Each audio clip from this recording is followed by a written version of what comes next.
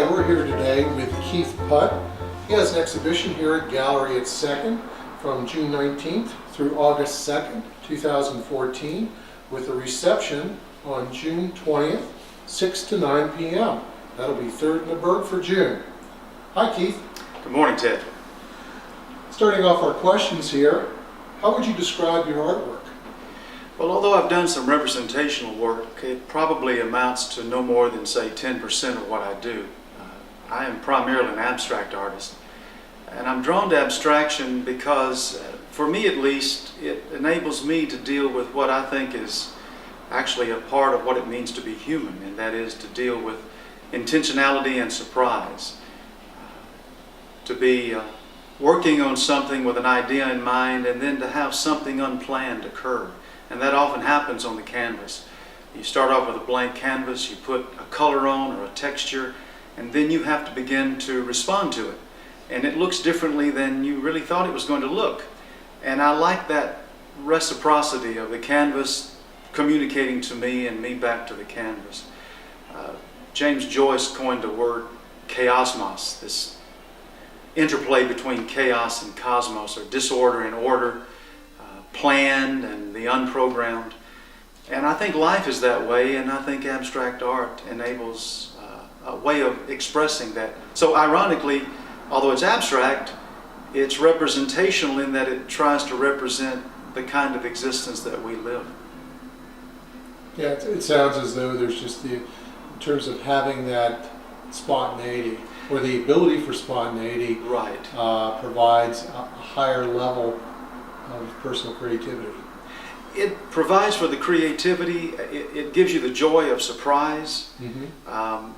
Quite often, it also leads you to recognize a kind of humility, because you don't always control things. Yeah. Some people understand that to be almost godlike. The artist stands before the canvas and creates his or her own world. But it's really a humbling experience because you recognize the limitations of your medium, of the canvas, and of your own creativity. As I said, you freely choose to put something on the canvas, and then all of a sudden, now you have a destiny that you have to fulfill because you've got to respond to that. So it's actually quite humbling. And when you talk about your artwork as such, in the idea of the full range of it, a portion of it being representational and stuff, how long have you been creating works of art?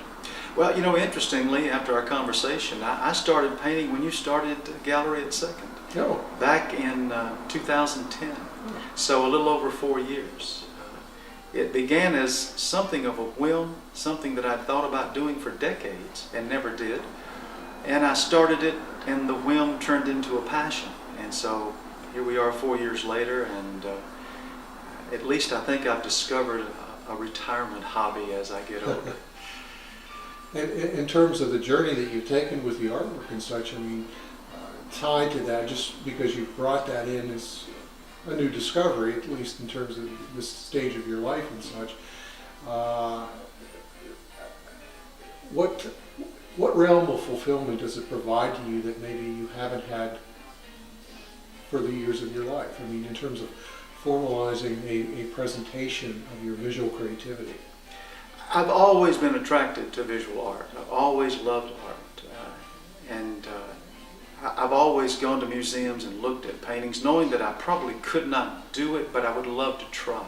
Mm-hmm. And once I started trying and was able to do some things that, at least for me, were satisfying, not too disappointing. Mm-hmm. And each new canvas, I found myself learning, developing, and in all honesty, it became just fun. It was a pleasure. It's therapeutic. There are times when it's the perfect thing to do to take a break from something else. You go, you push everything away, you go into your studio, and it's just you, the paint, and the canvas, and you can kind of let the world stay outside. So there's a psychological benefit to it. It's calming. And then there's just the enjoyment of finishing a canvas and stepping back from it and thinking, this is not too bad. And you have that sense of fulfillment that that really is affirming. Yeah, you pretty well answered my next question, was why do you create art? I guess try to tying into that and such, uh, you're, I mean, you're obviously, you voice the enjoyment, you voice, you voice the idea of, I won't say conquering, but at least garnering some more information and knowledge about the process in which you do. As far as leaving your mark, right? I mean, I'm not in terms of, Sure. but in terms of just visual statement that this is me. I mean, how does that play into the reason? It does. It really does, Ted. The American poet Wallace Stevens has a poem where he has this beautiful line. It's a poem about order. Mm-hmm. And he talks about the blessed rage for order. And I really think that we as human beings have a blessed rage for order. We want to create something. We want to find structure and logic, and we want there to be some kind of symmetry. We end up calling it beauty Mm-hmm. and harmony, even justice. And we've got this rage to do that, to either discover that or to create it. In fact, a friend of mine who teaches at Boston College talks about the Sabbath rest of God, that God rested on the Sabbath specifically so that human beings could pick up the creative process. Hmm. And I think that whether it's to take a piece of wood and build something, to pick up yarn and knit something, I think all human beings have a desire to create something, to leave their mark, as you Mm-hmm. were talking about. And so I think a lot of what motivates me is that blessed rage for order, to try to deal with this, again, as I said earlier, this order disorder, this planning but then being surprised, and to have the pleasure of involving yourself Mm-hmm. in what another friend of mine, a philosopher named Jack Caputo, calls the flux of existence. That life can have planning, but it's never going to go the way you plan it. Mm-hmm. So there's the frustration for me of knowing that the canvas is never going to look exactly the way I thought it would, but then that frustration turns into the joy of the surprise, or of what's called the aleatoric, the unexpected, which actually is the title of this painting, aleatoric conjunction, where you've got the surprising, the unprogrammed that come together, and it brings a joy, at least to me, that is even different than having a plan and realizing the plan, which brings its own joy. But to have that unexpected kind of sneak up behind you, there's something seductive about that for me. It's kind of like you've referenced your painting to your left and such. It's kind of like looking at the one regulated aspect, or the planned aspect, is essentially the outer dimensions of what you're working on. True. But within that Yeah. is the field of play, so to speak. That's it. Yeah. And play is a good word. Yeah. That's what it is. We are playing. And playing is not to be taken lightly. Mhm. Playing is significant. It's important for us as humans, I believe. Yeah. Great. Who or what has been the greatest influence on your artwork? Well, my first love was Impressionism, specifically Monet. I love Renoir. I love Degas. I just love the Impressionists, but Monet in particular. And I discovered that it was not that broad a leap from Monet's Impressionism to abstract art. Mm-hmm. Because when you look at Monet, although it's representational, what he's doing is he's painting his impression or perception of what is, quote, there. And so there's this, there's not the hard lines, there's the overlapping, almost like a field theory of color that he works in that I really always loved. And that led me over to abstract art, specifically abstract expressionism. Hans Hofmann, Joan Mitchell, Clifford Steele. The two primary ones, though, are Mark Rothko and Jackson Pollock. Mm-hmm. With Rothko, it's the depth of his paintings. And I'm talking about the classical Rothko, the late 40s, 50s, and 60s.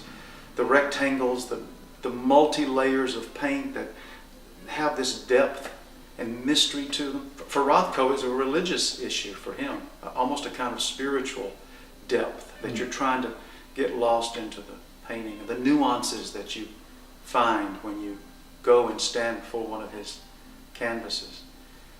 So there's this sense of, to use an overused word, almost a kind of transcendence where you kind of leave yourself and enter into the space of the painting. In Pollock's case, again, the classic Pollock, the dripping Pollock, we go back to the surprise, the unexpected. Pollock contended that he had a plan when he was dripping paint, but he didn't plan every drip, every dot. Yeah. He didn't plan the cockroach running across lavender mist that's still there that you can see. So it's the surprise, it's the unexpected, it's the chance or aleatoric happening. So both of those expressionists have really profoundly affected me. And I find myself painting like them sometimes. Not trying to copy them, but trying to translate them into my own idiom as best as I can. Yeah, it's with that question, we get a variety of answers from artists, and obviously there's a sense of,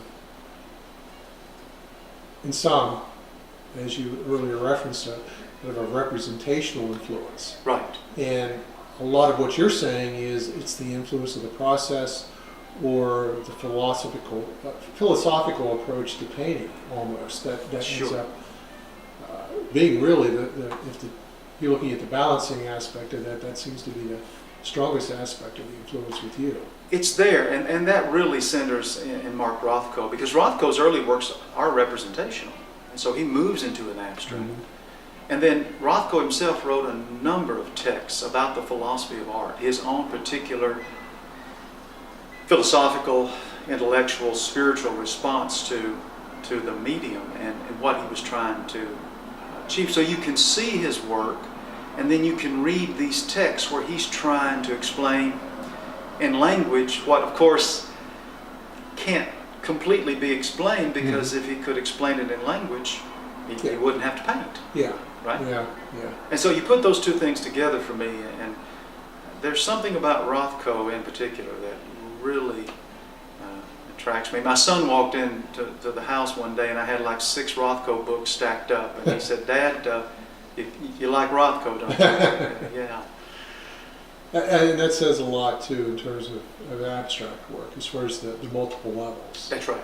I Yes. mean, all artwork has multiple levels. Yes. But as you had referenced with regard to any kind of, if it could be achieved from a textual approach, that certainly would be a prime option to provide at least an explanation and such. Sure. But you look at abstract art, and the levels that you can approach it on, like you said, not without explanation. That's right. There is no explanation. Yeah.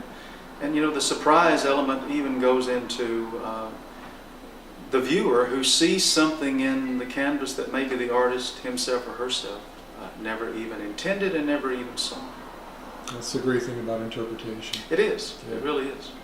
And since you began in 2010 with artwork and such, and you indicated some level of representational work, how has your work changed since you began formally painting and or exhibiting?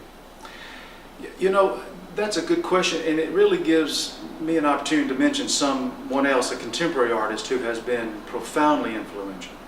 Because early on a YouTube video, I found a snippet of a DVD by a contemporary artist named Virginia Cobb. And I was taken, it was only a couple of minutes, and it took me by surprise, right? There's our word again. And I ordered the DVD and watched it, and it just profoundly affected the way I saw painting. And I found myself, again, trying to translate her style into what I was doing. And she was talking about things on the DVD that appealed to me, how painting is problem solving. You put a texture on, you put a color on, and now you've got a problem. What are you going to do? And I thought, that's it. And she talked about having 2 and 3 canvases going at a time, so that you put it down, then you come back to it later and pick up the conversation with the canvas. 2 years ago, fortunately, I was actually able to attend one of her week-long art workshops in Santa Fe. And it was a marvelous experience.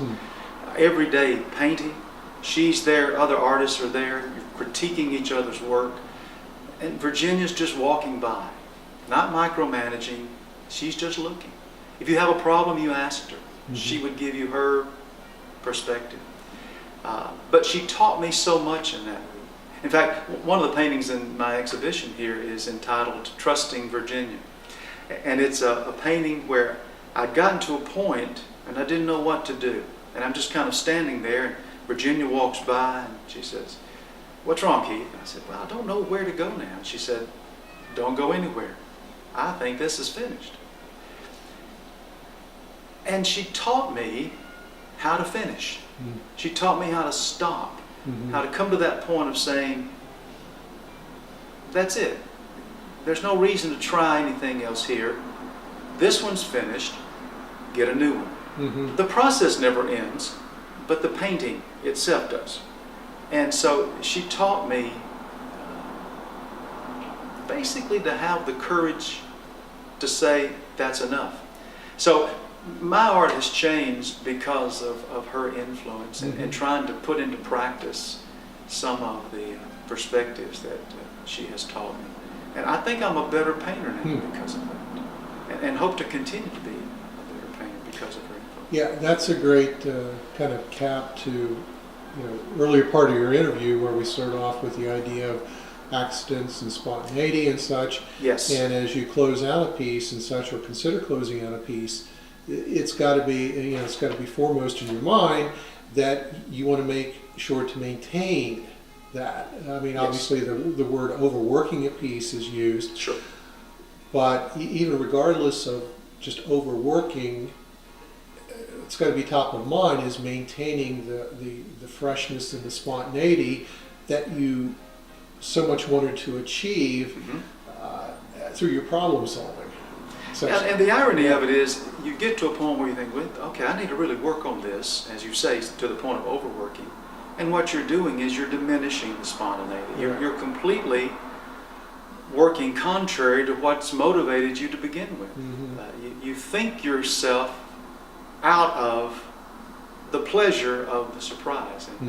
And again, Virginia was so adept, and continues to be so adept, at trying to instill that in you by just simply saying, think about it, this probably is over. And she was right. So like I say, one of the paintings in the exhibition is that painting. This has just come up through this interview here. I have to ask you in terms of abstract expressionism and stuff, is when you're talking about the experience, the initial experience of creating and surprise and such that you get so much enjoyment out of, almost like a visual memory. Whether you look at the piece next to you or any of your other pieces, aside from having the context of a completely finished work, do you somewhat relive that? You can. Okay. I mean, I can look at this painting and I can recall painting it. And I can recall what I was thinking, and I can recall what I had intended when I sat down with the blank canvas. I can recall some of the problems that I had to solve. I can recall earlier versions of it that I was not happy with, and some of the things that I did to change it. Of course, I also can look at it now and realize, I could have done this, but I don't dwell on that. Because if I start thinking, well, I could have done this, or I wish I'd changed that, or I wish I'd put this color here, then we go back to what we were talking about earlier. Now I'm trying to rework it, overwork it, overthink it. And sometimes it's just, you let it be. It is what it is, and it actually takes on a life of its own. So that although I painted it, in a way it doesn't belong to me anymore, right? That's it, I'm finished. And it's almost as if I'm not the artist, I become a spectator of the work. And I try to look at it not as the artist, but what does it say to me now as just a person standing in front Somewhat of me? removed from the Somewhat process. removed Yeah, yeah. And I asked that because it was just an inquiry of mine, because we started the discussion off as it pertained to your style of painting Mhm. and that kind of point of creation, discovery, surprise. But your answer could be transposed practically to, almost from a universal standpoint, to other types of artwork. I mean, I think in so. terms of everything you said there, in terms of problem solving and the approach and such. And that's great. I mean, really, in terms of that kind of personal journey, while the style is personally yours, you're going through the same thing regardless of what the style would be. I think it is. Yeah. You're an artist, you know. I think you have the same experience Yeah. as an artist. You probably have the same experience as a gallery owner, Mhm. where things are planned, things go as planned, and then there are the surprises that you don't think about. There are the joys that you don't think about. So any human activity Mhm. can actually lead to that, again, that chaos cosmos Yeah. interplay between the planned and the unprogrammed. And It seems like an overused word nowadays, but synergy. I mean, I know for us here at the gallery, when we pair two artists together Mhm. and try to get a diverse selection of styles to put together and such, it's almost like it creates that third component. It does. It maintains the individuality of the artist, but then you find these points of conjunction. Mm-hmm. You know, they say with barbershop quartet harmony that the four people in a quartet, if they really are harmonizing, actually create a fifth Yeah. harmony line. It's as if there's something, again, to use the word transcendent. It's not just four parts, there's a fifth part that gets made up of the synergy, as you said. Yeah. And I think that happens quite often in all that we do as human Yeah. beings, where there are these points of contact, because, I mean, Ted, the bottom line is we're all human, Yeah. and there is a shared experience where we can find some kind of contact between each other. To kind of sum it up, as a full body of work, of what you're going to have here through this time for your exhibition and such, what's your desire for a visitor to the gallery to walk away with? I mean, there's aspects of this that both, whether it's yours or what they draw from individual personal experiences from each work, Mm-hmm. but as a body of work, looking at that, I mean, what's the walk away here? Well, from a simplistic perspective, I hope they walk away with pleasure, Mm-hmm. that they've enjoyed the experience, that they find something that they liked, Mhm. that in some way pleased them or appealed to them. Honestly, I hope that there's another component to that. I hope there's an intellectual component where perhaps in the art I'm able to communicate what we've been talking about, Mm-hmm. that there is plan and there is surprise. There's intention and there's the unexpected. I hope that they can walk away recognizing that there is a depth to what I'm doing, that there are layers, and that Mm-hmm. as they stand there and look at the painting, I hope that they will discover different aspects of it in that moment. Mm-hmm. If they walk away and look at others, walk away and look at the other artists, then maybe come back to a painting, that then they will see something Yeah. different. Yeah. And the complexity of it will have an intellectual appeal to them. Emotionally, I hope they find a color or a structure or a symmetry that they interpret as some kind of beauty, which again would give them pleasure. And honestly, I hope there's an emotional or a spiritual aspect to it, where they feel like they've connected with somebody else who is trying to understand existence.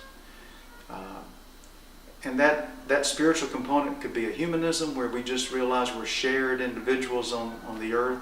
It could have religious overtones where there is something that could be, as Rothko would say, there's something spiritual about recognizing beauty, creativity. I hope it's there. Mm-hmm. I'm not so arrogant as to think that it always is. But if I've communicated to them in some way, if they've gotten something out of it, if they leave the gallery thinking something that they did not think before they came in, then I would take that as a great compliment. And it would be a very humbling experience, to be honest, for someone to have that kind of a perspective on my art. So far, I've gotten that primarily from my sons. Well, I think you're going to be getting it here at the gallery too, in terms of, especially the way you've explained it, basically is almost a form of a portal to a greater experience.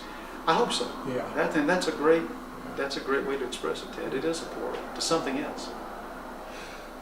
Well, we've been speaking today with Keith Putt. He has an exhibition here at Gallery at 2nd from June 19th through August 2nd, 2014, with a reception on Friday, June 20th, 6 to 9 p.m. Thanks very much, Keith. You're welcome, Ted. Thank you.